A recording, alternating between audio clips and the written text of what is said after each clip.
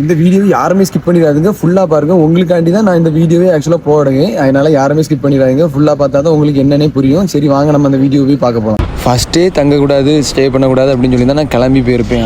நான் எல்லாம் ஸ்டே பண்ணலாம், உட்காரடாங்க அப்படி இப்படின்ட்டு நான் டென்ட்டு போட டைமில் வந்து ஸ்டே பண்ணக்கூடாதுங்க, கிளம்பு போன்னு விரட்டி விட்ற மாதிரி இருக்காங்க. நம்ம 450 கிலோமீட்டர் ட்ராவல் பண்ணி எவ்வளோ கஷ்டப்பட்டு வந்திருப்போங்க, கால்வலி அது இதுலாம்.